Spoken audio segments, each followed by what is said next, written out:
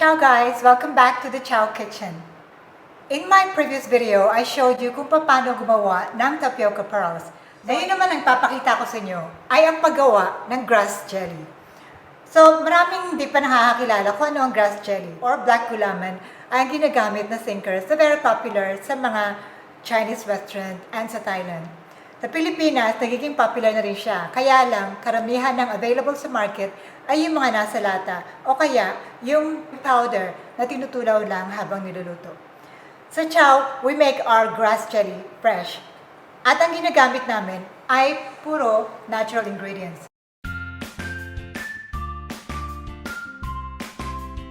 So grass jelly is full of antioxidants, is made of natural ingredients, it is non-gelatin, it's got no preservative, no artificial coloring, and very low calorie siya.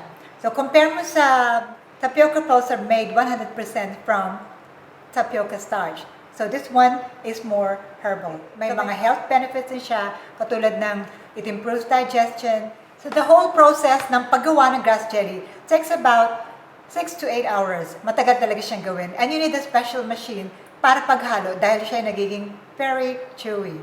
So pagtapos na, eto na ang kalalabasan ng grass jelly. So you will see, it's not your ordinary jelly kasi talagang very sticky siya, very chewy. At saka, ang pag-maintain niya is you keep it refrigerated. Pag nasa refrigerator siya, lalo siyang magiging crunchier. So, unlike the tapioca pearls, na pag nilagay mo sa refrigerator, titigas na siya. This one, it becomes even better.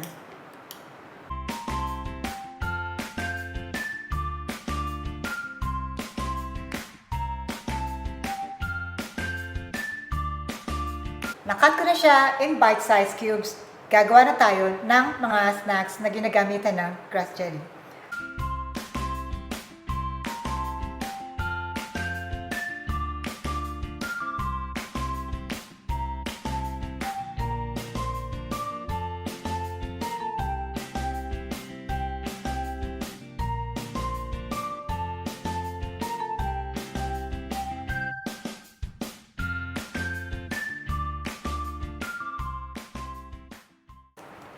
That's your plain grass jelly snack with milk and brown sugar. Tikman natin.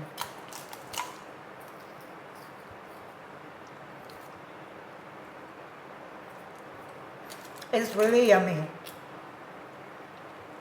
Masarap talaga siya. You must try this.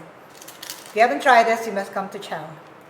Kuha tayo ng 1 tablespoon ng brown sugar syrup. Then, we spread it around the cup. Pang-decoration siya. And at the same time, eto na yung pang-tamis niya.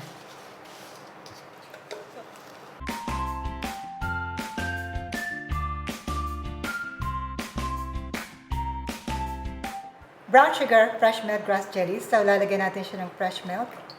Ang pinaka-sugar na natin ay yung brown sugar na nasa gilid. Tapos,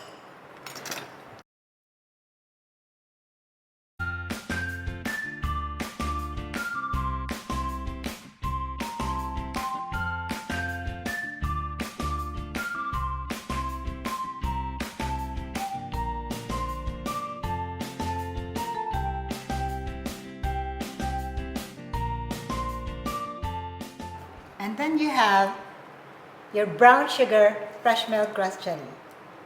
This is so yummy for sure. Okay, let's try.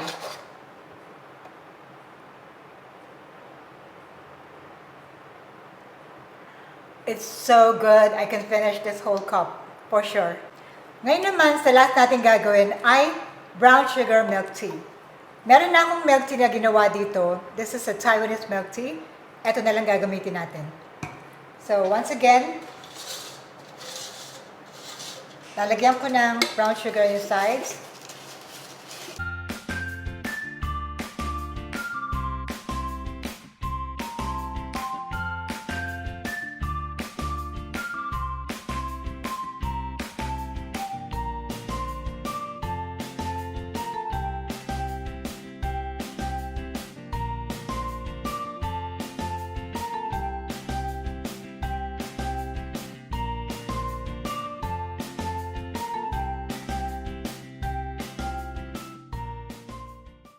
So yan. Ito yung brown sugar syrup milk tea. Ito naman yung brown sugar syrup fresh milk grass jelly. Magkaiba siya. Tikman naman natin yung milk tea. Yummy. Wow, it's so good. You must try. Very good. So, 2 different types of brown sugar drinks. I hope you enjoyed watching. Sana may natutunan kayo. Thank you again for watching, and ciao for now.